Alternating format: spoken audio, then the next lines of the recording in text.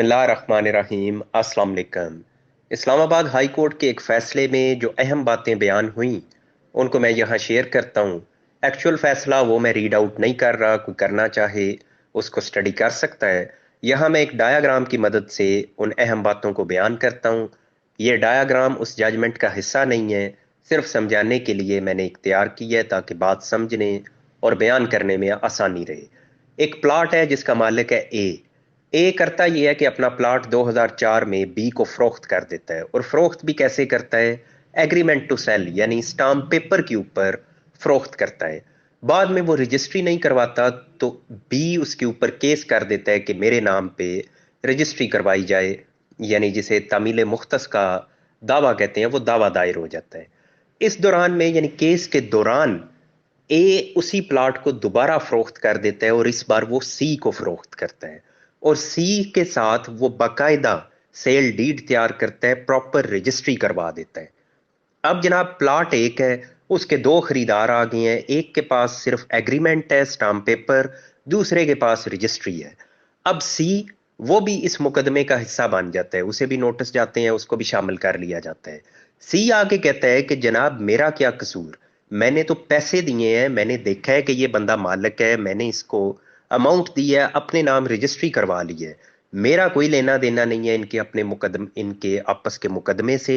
या पहले अगर इसने कोई मुआहदा किया हुआ था तो वो ये जाने, वो पहला खरीदार जाने, मुझे तो जमीन मैं इसका हकदार हूं, अमाउंट दी है, तो मुझे इसमें किसी तरह का नुकसान नहीं होना चाहिए। अब वो ये बात किस लॉ के तहत कर रहा है, तो वो है section 41 of transfer of property act.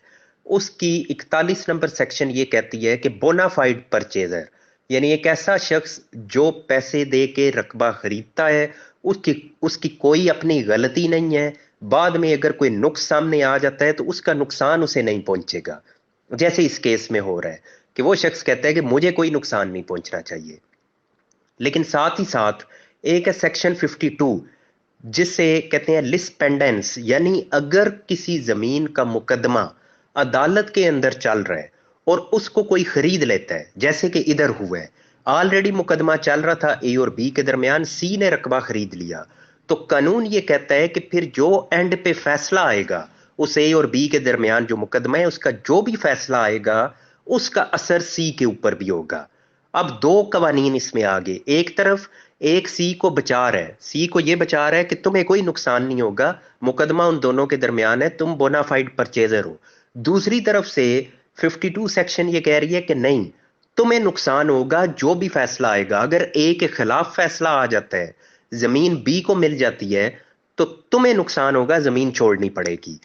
अब इन दोनों, क्योंकि दोनों अलग अलग बातें हो रही हैं, और एक में सी का फायदा हो रहा है और एक सेक्शन के तहत सी का नुकसान हो रहा है, तो इसमें अदालत ने कहा कि इसमें होगा ये कि सेक्शन 52 वो अप्लाई होगी कि केस चल रहा था, तुम्हें पता होना चाहिए था कि केस चल रहा है इस जमीन का, लिहाजा तुम इस जमीन को ना खरीदते। अब सोचने में तो बात सिंपल यही जहन में आती है हर एक के कि जनाब मुझे कैसे पता चलेगा कि इस जमीन का मुकदमा चल रहा है, क्योंकि उसका कोई तरीका भी नहीं है चेक करने का।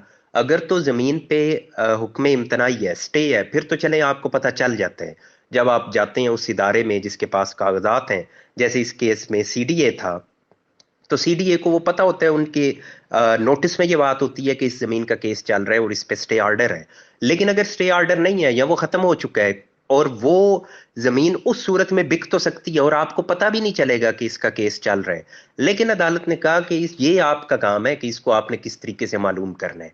आपको अगर नहीं पता चला तो इसमें ना कानून का, ना अदालत का कसूर, ना उस पहले बायर का कसूर। आपने रकबा खरीदा है, आप इसकी सजा भुगतोगे।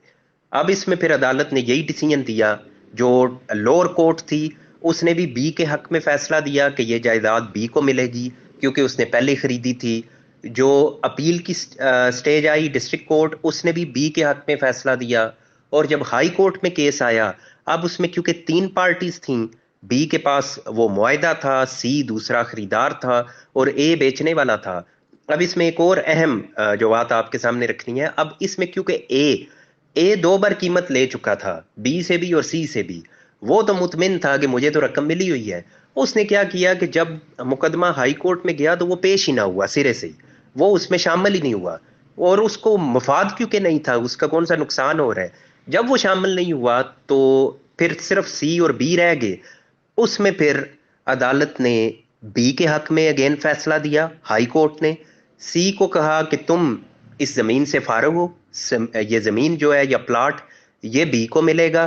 तुम ज्यादा से ज्यादा ये कर सकते हो कि ए से रिकवरी कर सकते हो, जो उसको तुमने अमाउंट दी थी वो ए से तुम वापस ले सकते हो, प्लाट नहीं मिलेगा, ए से तुम अपनी अमाउंट वापस ले लो। और साथ ही साथ इसके ऊपर 1 लाख रुपया फाइन भी कर दिया कि ये भी तुम जमा करवाओ।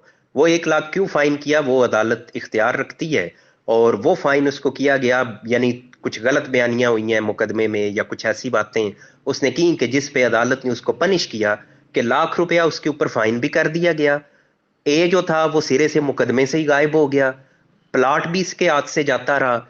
अब इसमें जो आपके लिए या यहां बयान करने का मकसद ये है कि जब आप जमीन खरीदते हैं तो कई कवानीन आपके हक में होते हैं और कई एट द सेम टाइम आपके अगेंस्ट भी होते हैं।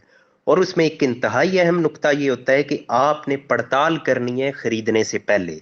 इसमें एक और अहम बात भी करूं कि जो बोनाफाइड परचेजर, उसका फायदा आपको तब मिलता है जब अदालत ये देखती है कि आपने वो पूरी तहकीक की थी जो करनी आपके लिए जरूरी थी। अगर आप ये अदालत को साबित कर दें कि मैंने वाकई तहकीक की थी, मसलन अगर रकबा है महकमा माल के पास उसका रिकॉर्ड है, आप साबित करते हैं कि मैंने जनाब पूरा उस वक्त रिकॉर्ड निकलवाया, मैंने इस पे रिपोर्ट ली, बाकायदा पूछा मुतलका इदारों से, हर तरीके से मैंने चेक किया, इसके ऊपर कोई ऐसी बार नहीं थी, कोई इस जमीन में मसला नहीं था जब मैंने इसको परचेज किया, लिहाजा अब मुझे इसका नुकसान नहीं होना चाहिए।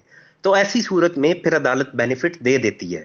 अगर अदालत मुतमिन हो कि तुमने वाकई वो प्रिकॉशनरी मेजर्स जो लेनी चाहिए थी वो तुमने ली थी, तो तुम्हें फिर उस वजह से बचत मिल रही है। अदरवाइज यही कुछ होता है कि लिस्ट पेंडेंस के केस चल रहा था अदालत के अंदर, उस दौरान में अगर आपने जमीन खरीदी तो फिर आपको नुकसान उठाना पड़ेगा। इसमें एक और अहम नुक्ता एंड पे बात कर दूं वो भी कि ये ऐसा नहीं है कि जमीन यानी कोई जमीन है उसका किसी भी तरह का केस हो और आप कहें कि इसको मैं खरीद नहीं सकता, वो केस की नोयत पे डिपेंड करता है। अगर तो केस है मलकियत के हवाले से कि एक बंदा कह रहा है मैं मालिक हूं, दूसरा कह रहा है मैं मालिक हूं, वो है मलकियत, उसमें एहतियात करनी चाहिए।